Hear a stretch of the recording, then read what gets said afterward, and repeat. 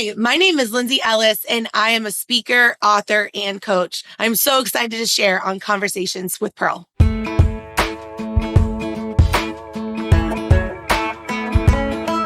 Hello, sunshine, good to see you again. Had to walk out to let you back in. Stuck in a storm of a relationship. Lost my fire. Oh, and I forgot about me for way too long. But it's rolled on. Now there ain't no shade around here.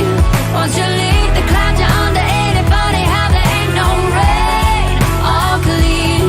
Why'd it take so long to leave you in the rearview mirror? Now nobody gonna steal my sunshine or turn my blue sky gray. All I know is at the end of the day, wildflowers grow when there ain't no shade. Hey, everybody, it's Pearl again from Women's Successful Living, and you're listening to Conversations with Pearl. And oh my gosh, we've had so much fun just the pre-show getting ready to introduce our next guest to you. She's if you guys follow me, you guys know I'm a big Bills fan. So she's a Bills fan. So look out, you guys. So I want to introduce you guys to Lindsay Ellis. She is a coach, advisor, speaker, and author. She is passionate about helping people be the best versions of themselves in a way that is sustainable so that you can truly enjoy life at its best and recover quickly when it's not going well. She is a wife, mother, and dog lover who enjoys being in nature. And of course, as I said, she's a football fan. And you know what I love about your bio, the introduction, Lindsay, and so powerful is that you said who you were before all those amazing titles of being a wife, mom, and everything else about yourself, right? And for me, that's my story. When I struggled, I was a big people pleaser addict. I would tell everybody, oh, I'm a wife, I'm a mom, all these titles, I volunteer. And then I realized, who the heck was Pearl? So I'm so excited that that's exactly how you led and you share your bio. Keep that up. I just think it's amazing. And I just want to welcome you to the show. Thank you so much. I'm so excited to be here. Yay. We've been having some fun conversations already. So tell everybody a little bit about yourself. Give us a background, like where are you from? And then maybe a little bit about what led you to do what you're doing today. Okay. Yeah, sure. I'm coming to you today from Atlanta, and we live a little bit north of Atlanta in the city of Woodstock. I've lived all over the East Coast, but really and truly what brought me here and what I'm doing every single day and what I love is just helping people become the best version of themselves. And the reason I do that is because I've been through the struggles. I've been through the ups and downs. I've struggled with self-worth, from the time that I was a small child all the way up until, a few years ago, until yesterday, and every day is a gift. But I am a big advocate on facing adversity with authenticity.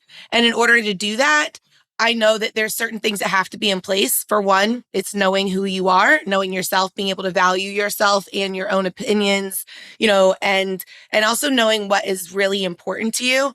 And through just, certain foundations. And then that's what I really help people and guide people on.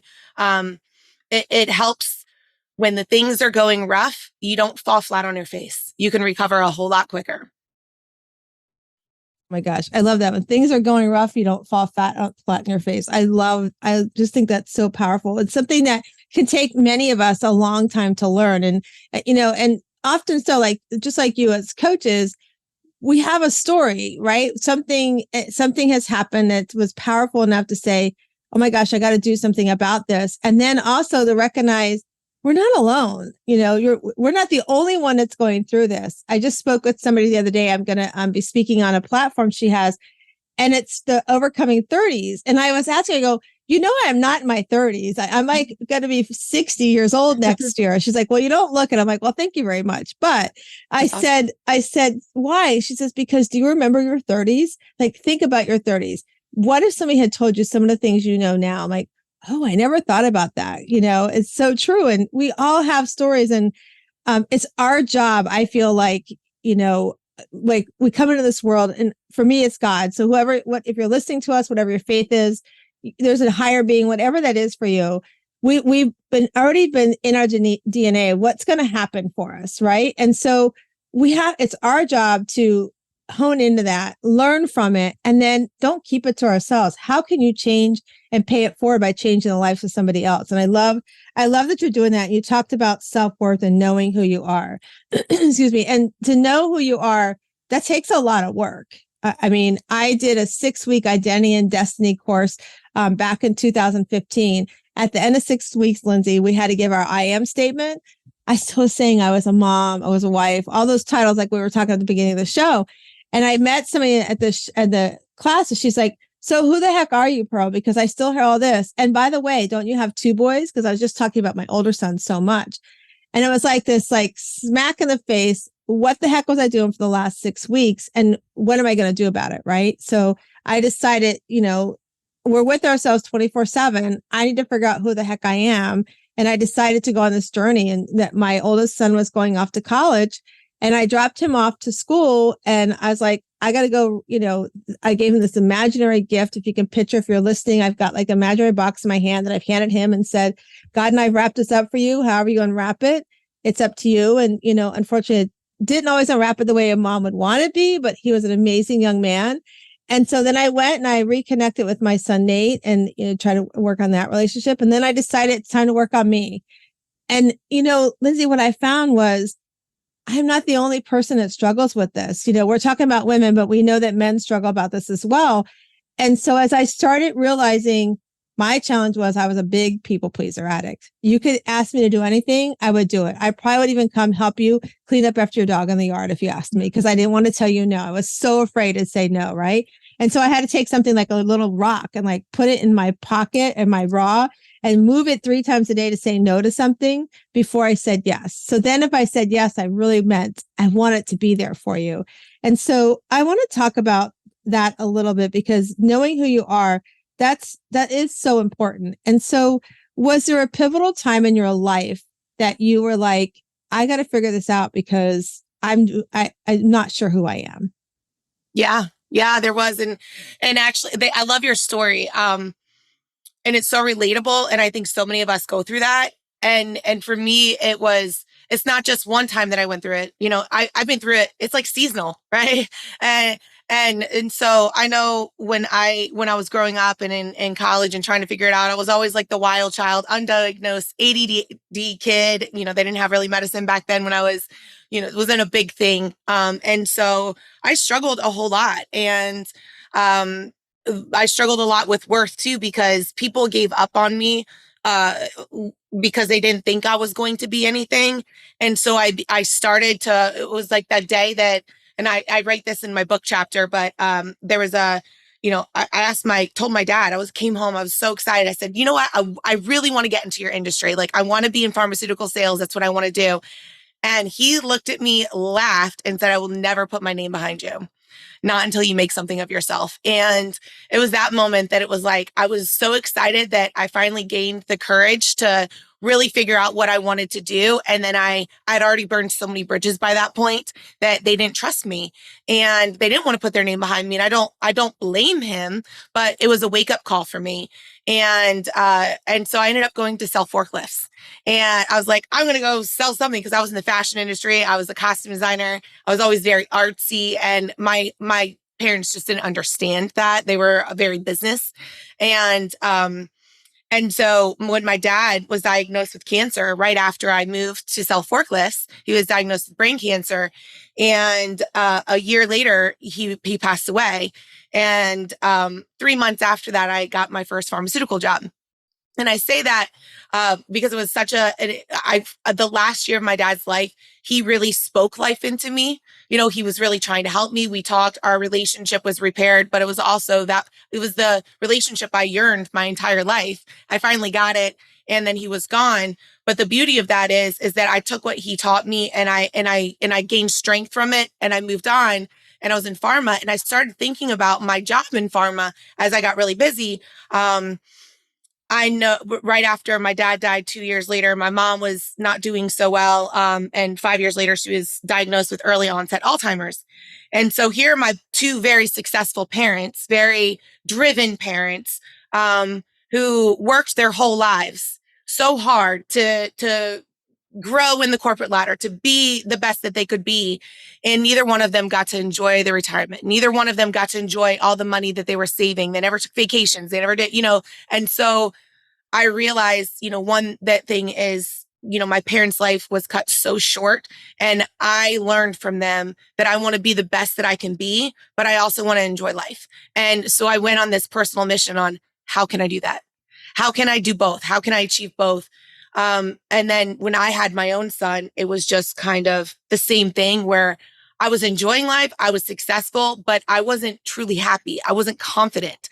I had this kid, and I realized that I was his example, and I wasn't a good example. I didn't know what that looked like. And so I had to do my own vision work and figure out what that was. And five months later, there I was. I was 89 pounds lighter. I was running half marathons. I was doing all the things. And then 4 years later, it hit me again, when my mom was fully diagnosed, like fully diagnosed with Alzheimer's. And I made a decision to quit my job and figure out what my purpose is, because I was like getting really closer and closer and closer. And then it hit me again that I had an identity crisis, because my job was who I was.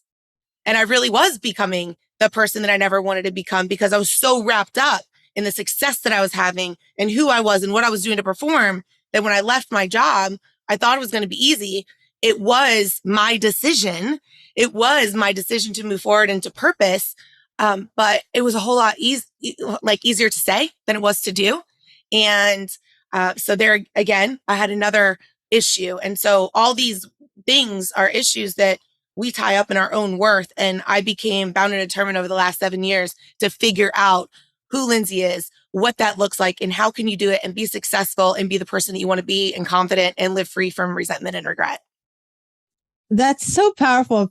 So if you're listening, take all that in that Lindsay just said, because so oftentimes, like you take your mom and dad, so oftentimes we get stuck in that mode of, I want to do good, be good at my job. It's all about the career and everything. And then, because we think, that's going to bring all the things we want to bring to our family, and the money, the stability, all of that stuff.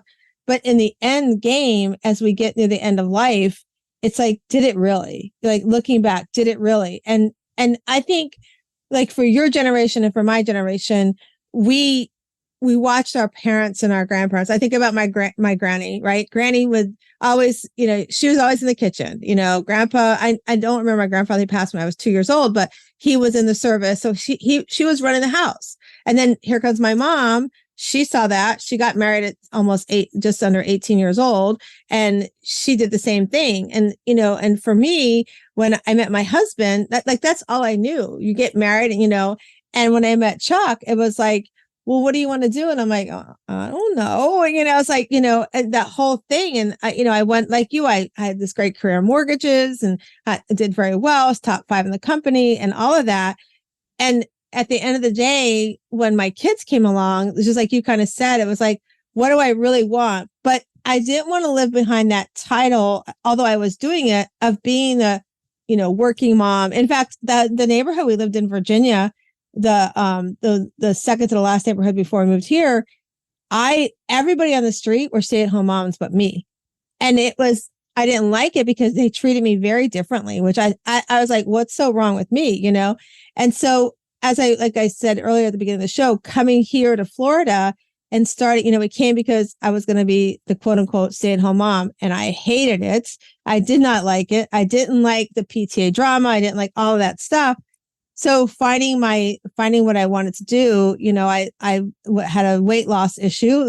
So I found this great program and I lost weight and I became this coach, which led me to what I do today, because I would coach, people would come into my office and I would have the other person who it was her clinic, her clients would get on my calendar, and they would stay on my calendar because they would come in and I would ask them questions about, how was your week? And I would ask about the mindset, right? Like if they deviated from the program, why did they do it? Where she would be like, you shouldn't do it. And you felt like you're coming in and getting in trouble with your parents, right?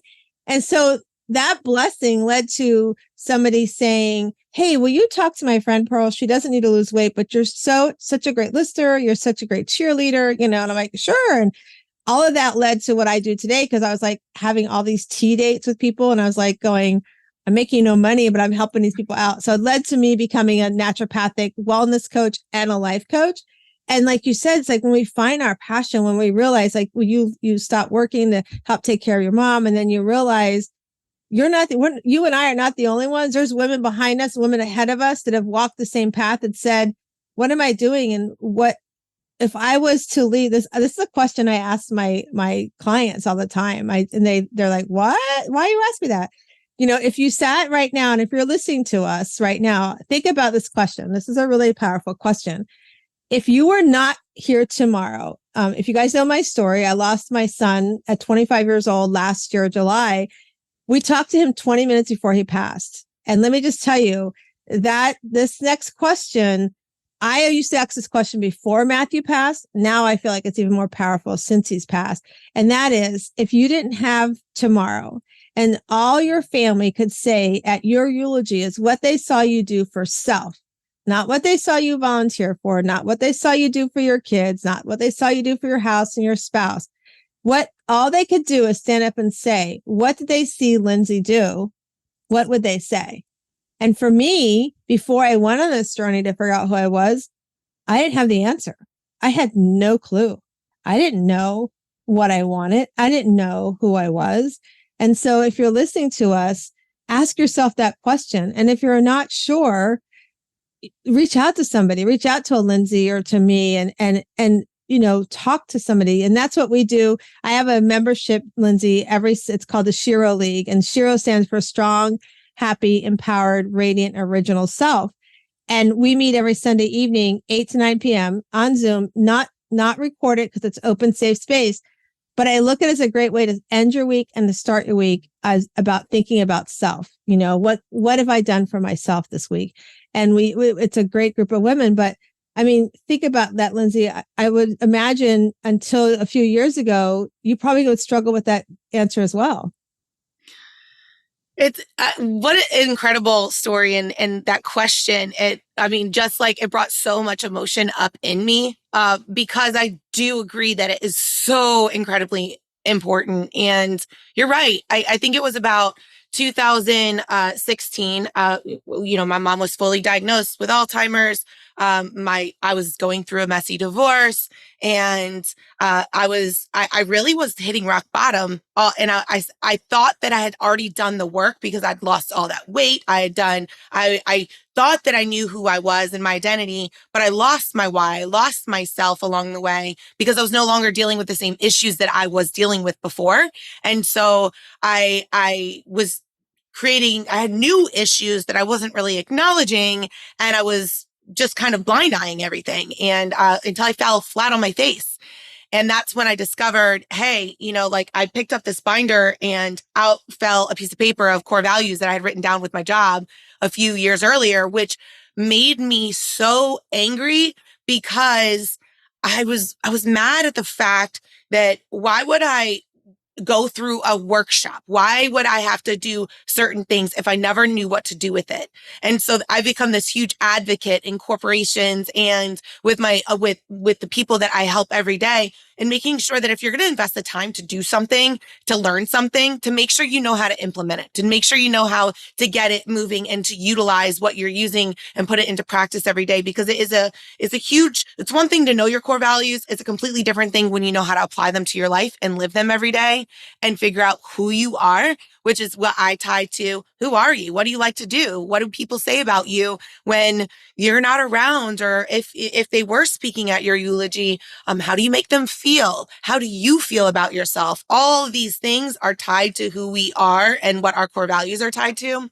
And so that's when I put myself on a challenge that year, and I ended up exceeding my expectations I just wanted to know a little bit more on who I was and be the person. Because it was that moment that I was at dinner and my son and I were just eating dinner together. And then he ran back and started playing with his toys. One of my core values is family. And he started playing with his toys. And so I saw he was content, and I picked up my phone and I just started going through the list of things, started, email, text, into social media. And every once in a while he would be like, Mom, look at this. And I'd be like, oh yeah, that's great. And then go back down.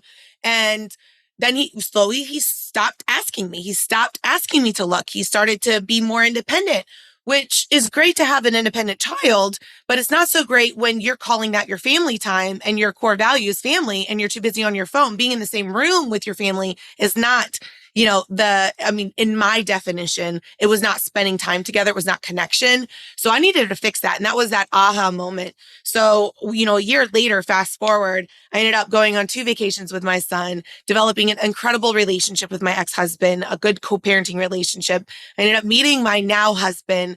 I saved over 6 figures. I excelled so much at my career. And I did it all with a 6-pack. And I knew hobbies. I had friends outside of work, all these things. And I looked back and I was like, wow, this is powerful. This is something that people need to know about. This is something that people need to know it's possible, that you can truly have it all. You just need to look a little bit deeper into who you are and figure out what it is that you want people to say about you and who you want to show up as this world, is what your legacy is.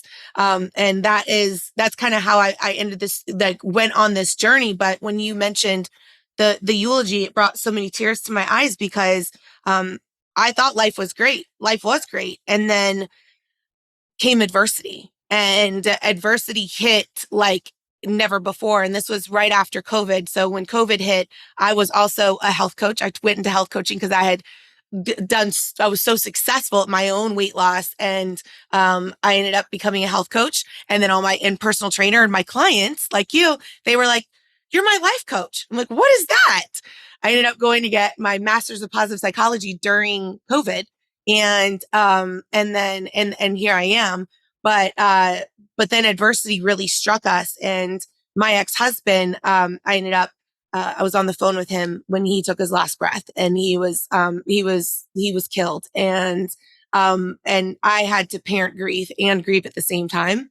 And right after that, there was a child that was at my house with my son, who ran across the street without looking and was hit by a car.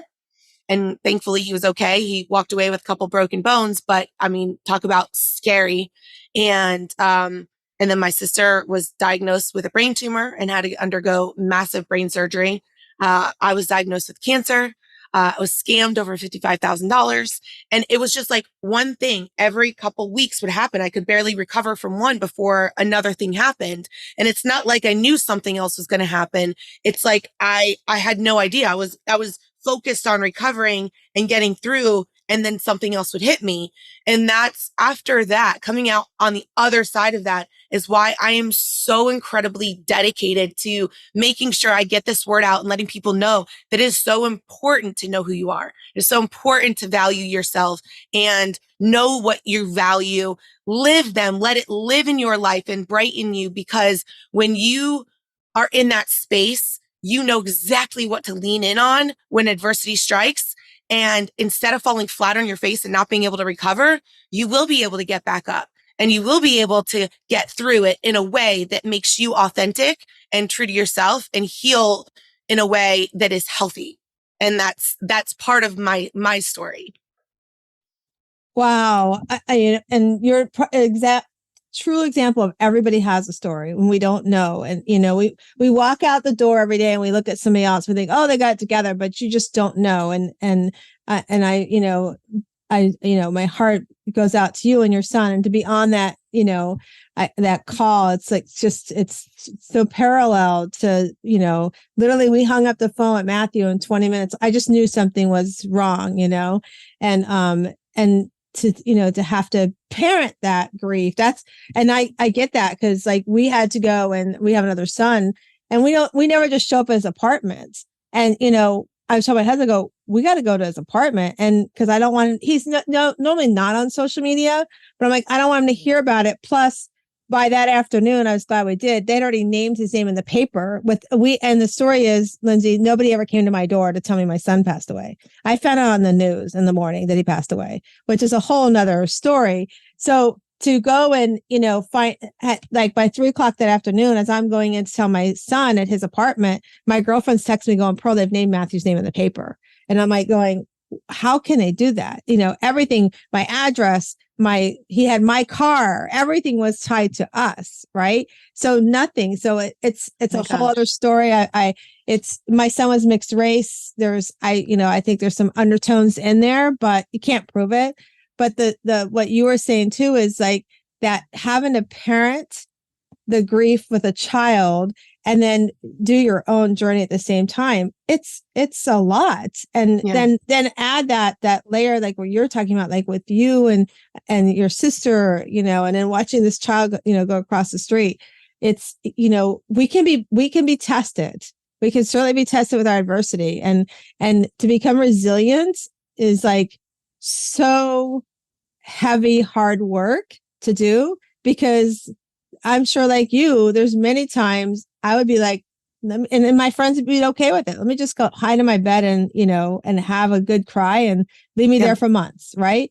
But one of the things for me is, as been talking about, is my son Matthew saw me start stepping into who I was. I mean, the day before he passed, he was here. We were throwing water bottles in the garage together, just joking and laughing.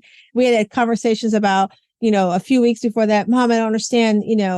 I had to break off a friendship with somebody, and he watched that be a very hard, heavy thing. And the irony of the friendship breaking up, I would never have known months later it would be tied a similarity to my son passing. Right. So he was like, how do you do that, Mom? Like, how do you decide? I'm like, you said it. It's a choice. I can choose to be, oh, why is me? And, just like with you, like all those things happen at one time. You can choose to be like, okay, everything just happens to me. Just bring it on. Or you can choose to say, let's work through each one and let's figure this out and become resilient in that it's not going to tear me down and define who I am, And so for me, he saw me become that Shiro. He saw me become stronger. He saw me become happier. He saw me become empowered to do the things like what we're doing right here, right now. And he saw that it made me happy, which meant that I was like, had this radiance, this glow up outside. And then he saw me become that original, authentic self, that person that I've always had in there. Every one of us, she's in there. We just have to work on her and let her come out, and then nurture her as she does come out and as she does go through adversity. And, and that's doing the work, and the work never stops, right, Lindsay? I mean, the work never, ever stops at all.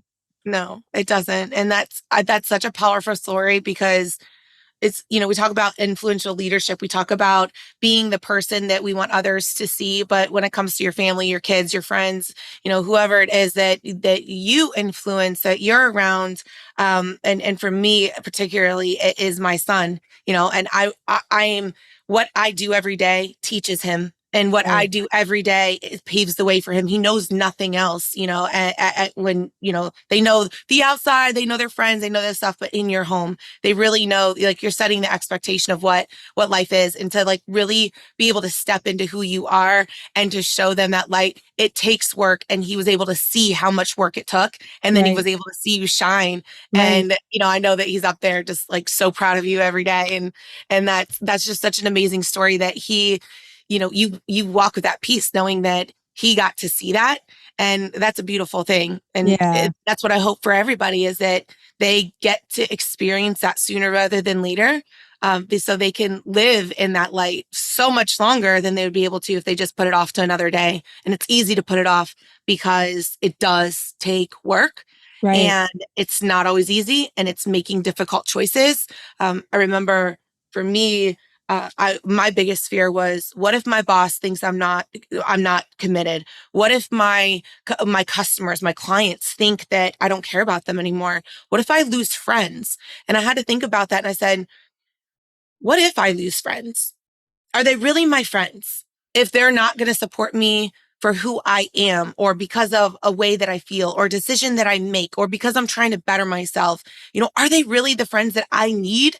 And, asking myself that question is fear, because it's like letting go of something that you hold so closely, but it's making that brave choice to honor yourself. And same with my customers and my boss. It was just like, I'm doing this for myself so I can be better for everybody else, because you can't give from an empty cup. And if I'm feeling empty, it is only going to last so long before I snap. and I don't want to snap at anybody. And so I was making that choice of doing the difficult work and actually looking in the mirror and figuring out who I am and what I want. And I've had to make a ton of really difficult decisions. Just to set this up, I mean, I spent Thanksgiving last week, the other week, my husband, it was a truly gift from God, but my husband, Kevin, and my son and I went over to my ex-husband's mother's house with all of his brothers and sisters and all their kids for Thanksgiving. And we spent Thanksgiving with them. Last year, my husband's father flew up from West Palm and we all went over to their house for Thanksgiving. And so to put it in context, my ex-husband is no longer living, but I spend Thanksgiving with his family with my now husband. You can imagine what a complex situation that looks like from the outside looking in. But in order to get to that place, I had to make a decision that I don't care what other people think. And I had to make a decision to be around the people that fill me up, around the people that support me, to be around the people that I want my son to know who his dad's family is and where he comes from. But also I respect them greatly and made the decision. And when we were going through such a hard time, it was really hard for people to actually really understand the amount of trauma that we were dealing with, because in a lot of people's eyes, it was my ex-husband. They didn't know that I was on the phone with him. They didn't know that I spent hours on the phone with him, like day in and day out. They didn't know a lot of things. And they didn't need to, because it was none of their business. But when he passed away, they had no idea how much my heart broke. And then to know that I had to communicate that to my son and be there for my son at the same time.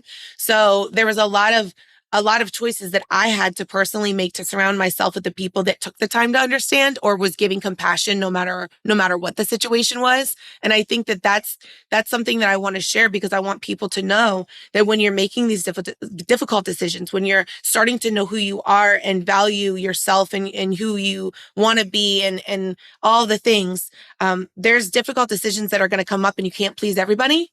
You can't look one way and feel another way if they're two conflicting things. So there are difficult choices, but once you step into that choice, there's something that happens to your heart, your mind, your shoulders drop, your mind becomes free. And when you experience that, it's hard to look back. It's just getting there. Oh my gosh, it's so true. It's everything you said. It's so true. People, and it's like you said, my friend Lisa Pulliam, if she's listening, a shout out to her. She calls it your balcony people. Like, who do you have on your balcony, and who are you going to surround yourself with? And the people don't understand. I mean, like, even with the loss of our son, we've lost friends only because they don't know how to say anything to us. And I'm like, why are you so worried about saying it? You're not going to hurt my feelings. Like, for a while there, for like almost a year, they went around saying that my son had committed suicide. I'm like, he didn't commit suicide. He was in a car accident. He hit a tree he didn't hit the tree on purpose. He was talking to us. He was on his way home. Yes, unfortunately, he was drinking and driving. That was a bad choice on his part. However, he didn't intentionally set out to do that. And, and I know that in conversations we've had, and he lost many friends to suicide. And he's like, I would never do that to anybody. That's just, and so hard. And he always thought about his parents, the parents of his friends. But and for you to do that, like for your son, and for you, like you did that for you and for what you want in your life, that peace you want to have. And then the example you're giving your son to say, no matter what the adversity, no matter what the stuff happened in the family, this is still your family. So let's, this is who you are. And, as you sat there, I thought about my family. My dad, I was a daddy's girl. And some of those that are listening, you've heard the story before, but it's defined me. I was a daddy's girl. My dad and my mom divorced after 43 years of marriage. Fast forward, my dad lived with us for a little while. He became racist to my son. I found out later after he moved out some of the horrible things he did. So I sat in the driveway for 2 hours asking God, what do I do? And he said, write an obituary to your dad of being your dad. He's still alive, but he's no longer your dad, right? So that honor is gone. Fast forward, my mother, who I was in my 40s when my parents divorced, got mad and said I disrespected her because I let my dad move in with us. It's like, you should, just like what you did with your son, find a way to, you should be happy that I'm trying to build a relationship with my dad and have a relationship with you. But I disrespected her, and she's held that anger for so many years that so last year her health was declining, and we did this whole meeting. She was going to come here and live with us. We've put a chairlift in my house for her. I don't need a chairlift in my home. We've done all these things for her. And in the end, this past October, I went out to go and like finalize the move and get her house, decluttered and get everything emptied. And she found a way to, she never verbalized that she didn't want to live with us. It's like, if you just told me, I would have made other plans and helped you, create that environment that you wanted. But instead, she thought it would be okay to partner up with another relative to accuse me of elder abuse, and that they were going to call police on me. And here I am in California going, going, you're okay with this and you're my mom, right? So I'm going, this makes no sense. Like, right. So I said, I'm out. I'm done. I'm out. I got in a lift, got to the hotel where I was staying at, got in a flight the next day home. And I had to give her the same obituary I gave my dad. And the thing is when I look back on that though, Lindsay, because, you look at that and people make judgments, right? Just like you said, people don't understand how people are like, how could you not talk to your mom and dad? And I look at them and I say, so let me put it to you this way. And because, the coaching you do with the people you work with, but I'm like, let's put it this way. If I was in an abusive situation and a man was treating me the way that was happening, would you want me to stay in that relationship? You think that's okay? I'm like, it's no different. It doesn't matter whether it's a spouse, a boyfriend. It doesn't matter if it's your parents, your sister, brother, even your kids. It's not acceptable. And so you have to choose, what's acceptable for me. And that's, that decision.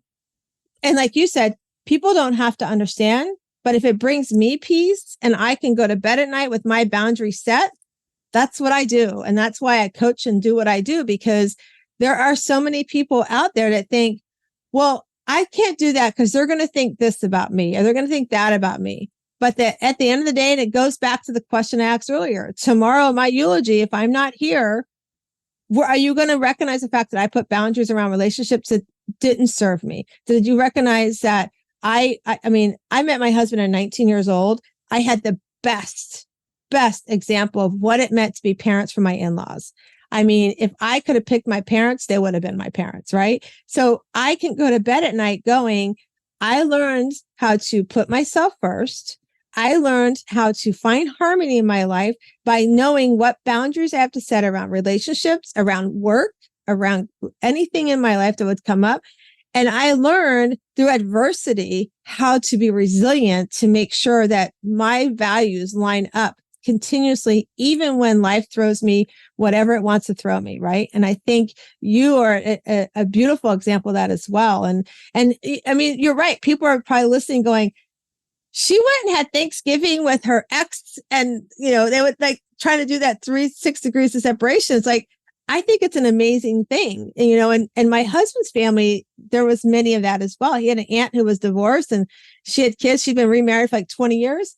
And their dad was still showing up at all the functions. And I think that's health. I think that's healthy relationships. I think that's saying, hey, that didn't work out. It doesn't mean, we can't be friends, and that's what I explained to my son. Like with my friend, ethically, somebody passed away and that she was around, and I couldn't understand how she was okay with some of the things that happened that while this person had his traumatic loss.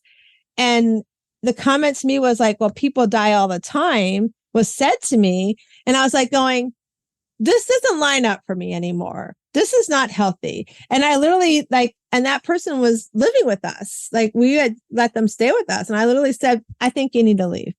And then who would have known a year later, my son passes away, and what she said came to my head. And I was like, I'm so glad that I ended that friendship.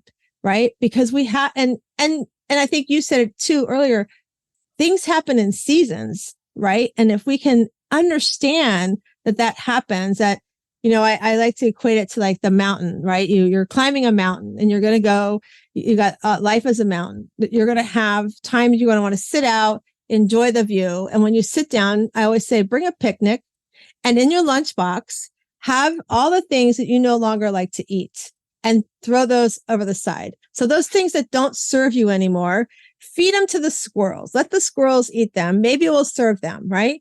But pack your lunch for the next stop with all the things that have served you and save some of that fruit, save some of that sandwich so that when you get to the top, you can be like, I can enjoy this. And then when it's time to come back down the mountain to go back to other parts of life, you don't have to roll down like Jack and Jill did. You could just take the stroll again, release part of the sandwich that no longer serves you, and then take the rest of the fruit with you because it doesn't have to be a roller coaster. It can be lessons that we take throughout our life. I love that. That is awesome. Thank you. So tell me, Lindsay, so when people come and meet with you and they work with you, what are some of the things they can expect when they're working with you? I really have just been focused on help, just listening. I always listen, meet people where they're at, figuring out like what their objectives are.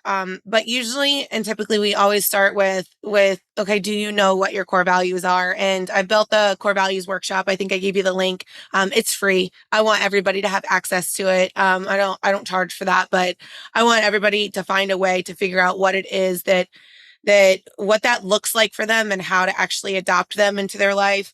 And so that's usually what we start to work on. And of course, with coaching is, you might start with one thing, but things pivot, things change. So, I always just meet people where they're at and try to at least keep their eye on the goal unless they make the decision that goal is no longer what they're looking for.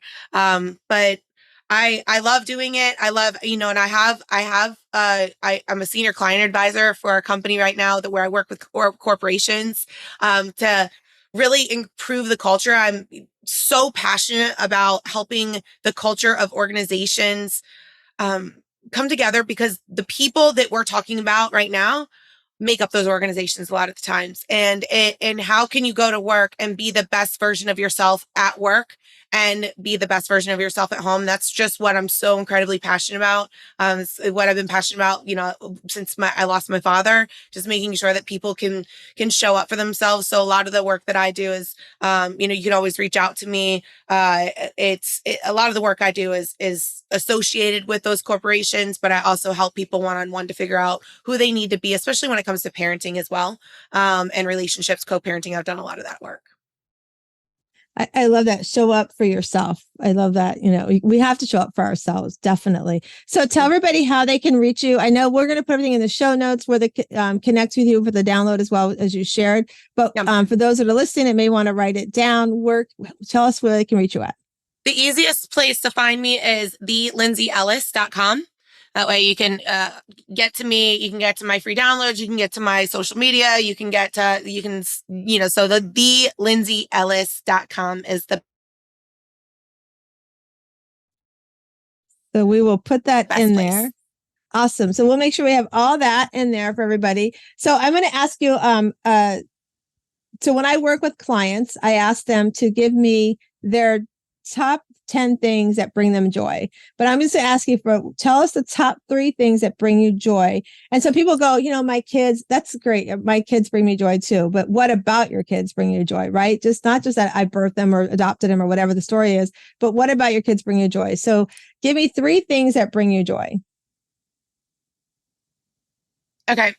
Funny that you asked that. That was just my son and I were talking about that the other day. So what brings me joy is I absolutely love having conversations with my son. And one of my favorite times is when we wake up and we're getting ready and I'm like, do you want to take you to school today?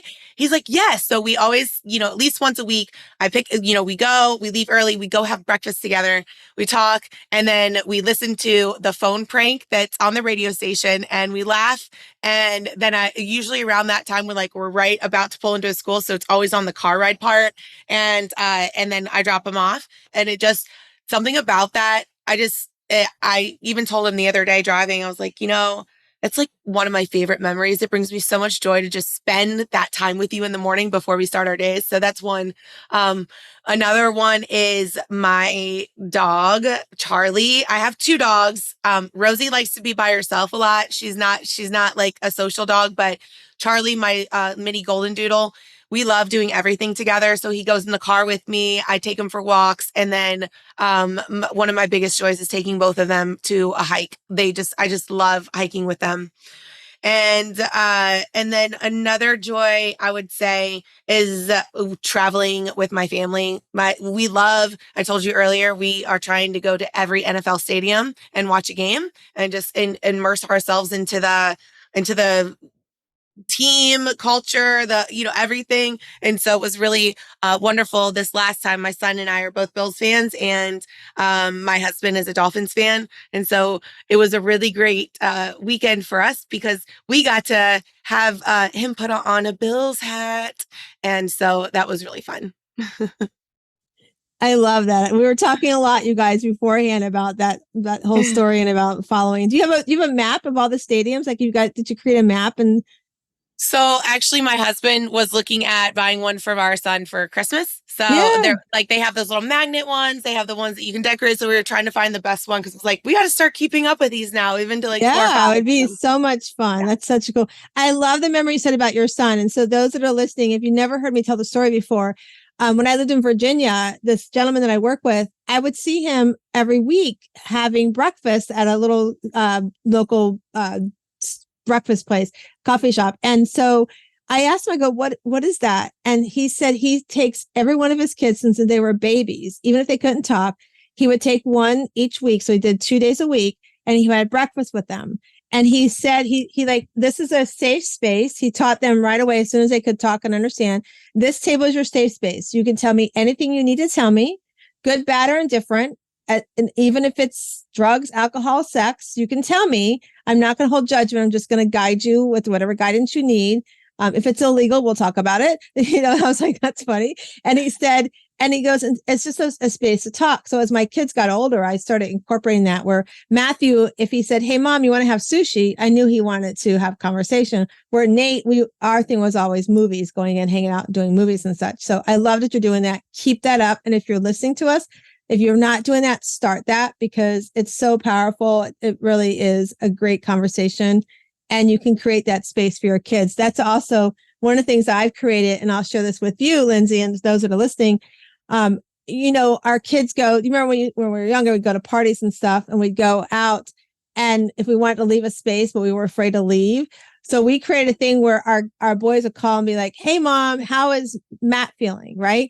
Well, Matt's fine, but that was their way to say, I need you to come get me. Right. So we would just go and pick up, no questions asked. So so we just create that space. I think it's so powerful. So thank you so much for sharing that. And we're going to put everything on the context for Lindsay in the show notes. So I told Lindsay already, you guys, if you're listening, we do these cards called Better Questions, Better Life. So we're going to go ahead and we're going to shuffle the cards. Lindsay, you'll tell me when to stop and we're going to read your card. So here we go.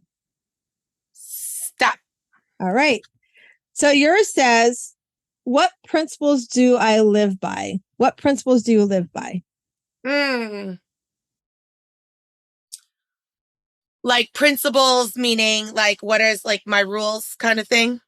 Yeah. So the rules that I have, and it's actually the chapter in my book, in the Warrior Women book, it's called Never Let Your Head Get Bigger Than Your Heart. So that's rule number 1. And I believe that once your head gets bigger than your love for whatever it is that you're doing, it's time to take a step back. And that's an easy way to monitor, to make sure that you're being humble, that you're being vulnerable, that all the things. So that's one, never let your head get bigger than your heart. The other one is, love and forgive. And I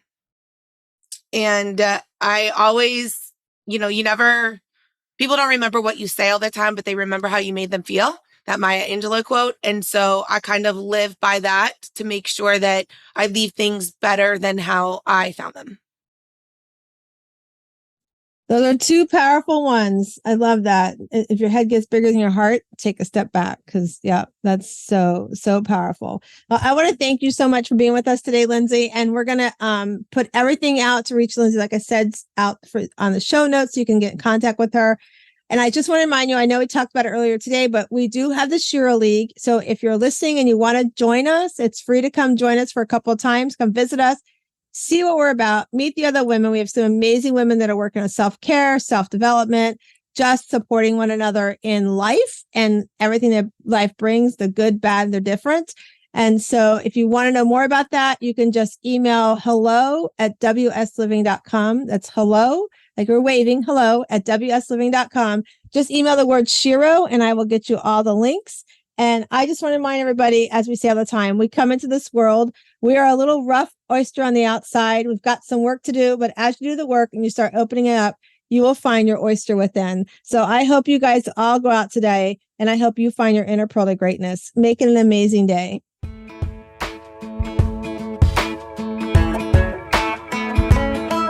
Hello, sunshine, good to see you again.